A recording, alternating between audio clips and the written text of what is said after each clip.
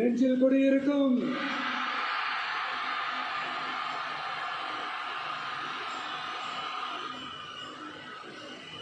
தமிழக மக்கள் உங்கள் அனைவருக்கும் என்னுடைய வணக்கமும் என்னுடைய நன்றிகளும். குறிப்பா திருச்சி கிழக்கு தொகுதி மக்கள் உங்கள் அனைவருக்கும் என்னுடைய ஸ்பெஷல் வணக்கமும் ஸ்பெஷல் நன்றிகளும். இதை நான் ஏன் இப்படி சொல்றேன்னா, என்னை இப்போ பெரம்பூர் தொகுதி எம்எல்ஏன்னு தான் சொல்லுவாங்க. பட் ஆனால் அது எலெக்ஷன் கமிஷனோட அந்த சட்ட விதிகளுக்கு மட்டும்தான் அப்படி. ஆனால் என்னை பொறுத்த வரைக்கும், தமிழ்நாட்டை பொறுத்த வரைக்கும், தமிழ்நாட்டுக்கு எப்படி திருச்சி ஒரு இதயம் மாதிரியோ, அந்த மாதிரி என்னோட இதயத்துக்கு திருச்சி கிழக்கு தொகுதி மக்களும் ரொம்ப ரொம்ப ரொம்ப க்ளோஸ் தான். அதுல எந்த மாற்றமும் கிடையாது. சரிங்களா?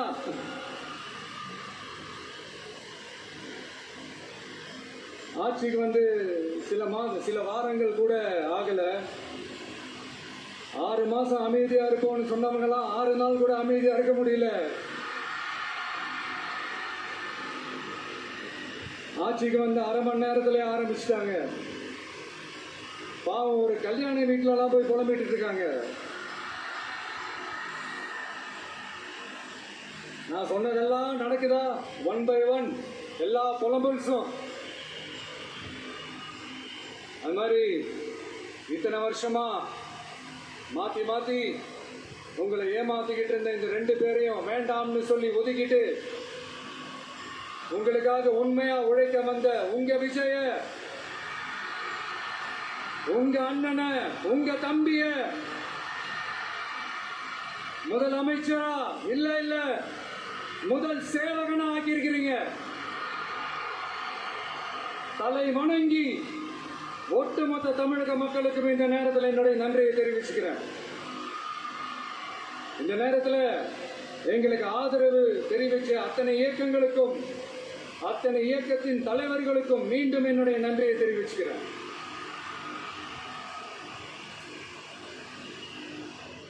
புரட்சி தலைவர் எம்ஜிஆர் அவர்களுடைய முதல் தேர்தலில் கூட இந்த அளவுக்கு ஒரு ஓட் பர்சன்டேஜ் வாங்கல அப்படின்ட்டு நிறைய பேர் சொன்னாங்க. ஆனா நீங்க டிவிக்கு அவ்வளவு நீங்க ஆதரிச்சிருக்கிறீங்க. நான் எம்ஜிஆர் அவர்களோட எல்லாம் நான் கம்பேர் பண்ணல. எம்ஜிஆர் தான். ஆனா நாம பெரியார், அண்ணா, எம்ஜிஆர் அவர்கள் வழியில ஒரு அன்பா உழைக்க வந்த உங்க விஜய், அவ்வளவுதான். 1977 நீங்க போடாத ஓட்ட 2026 நீங்க போட்டிருக்கிறீங்க. என்ன ஒண்ணு, இன்னும் கொஞ்சம் அதிகமா ஆதரிச்சிருந்தீங்கன்னா கொஞ்சம் நல்லா இருந்திருக்கும். பட் பரவாயில்ல, ஃபியூச்சர்ல வரப்போற எல்லா தேர்தலையும் உங்களுடைய முழு சப்போர்ட் என்னால வாங்க முடியும்ன்ற அந்த ஒரு நம்பிக்கை இப்போ என் மனசுல ரொம்ப ஆழமா பதிஞ்சிருக்கு.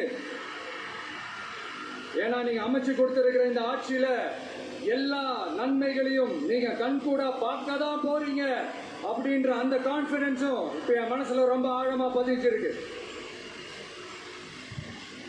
யார் எந்த நிலைமைக்கு எந்த பொசிஷன்ல போனாலும் இந்த கிண்டலும் கேலியுமா பேசுறது இருக்கதானே செய்யும்.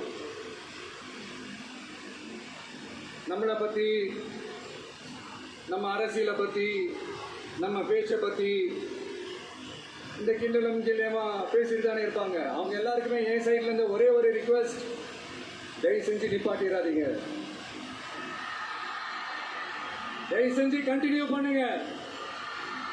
நீங்க என்னோட எனர்ஜி ஃபோர்ஸ். நீங்க பேசிக்கிட்டே இருங்க. நான் மக்களுக்கு தேவையான நல்லதை செஞ்சுக்கிட்டே இருப்பேன். அடுத்து இப்ப நம்ம புதுசா அந்த சூட் எல்லாம் போட்டு வரோம்ல, அதை பத்தி கூட நிறைய பேரு, ஏன் நாமெல்லாம் கோட் சூட் எல்லாம் போடக்கூடாதா? அதிகாரம் செய்யறவங்களும் ஆதிக்க சக்திகளும் மட்டும்தான் கோட் சூட் எல்லாம் போடணுமா என்ன? அப்படிலாம் எதுவுமே கிடையாது. நான் என்ன கலர் கலராவா போட்டு வர? 2 கலர். நம்ம எல்லாரும் மனசு மாதிரியே பிளாக் அண்ட் ஒயிட்.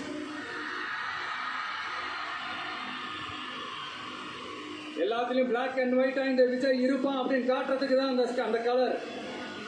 அடுத்து அந்த பிளாக் கூட யாரை குறிக்கும் எதை குறிக்கும்ன்றது நான் சொல்லிதான் தெரியணும்னு அவசியம் இல்லை, அது உங்களுக்கே நல்லா தெரியும். எல்லாத்துக்கும் இப்படி வழக்கம் சொல்லிக்கிட்டு நசன் பேசுற டைப்பும் நம்ம கிடையாது. உங்களுக்கே தெரியும், அதிகபட்சமா எல்லா மீட்டிங்ல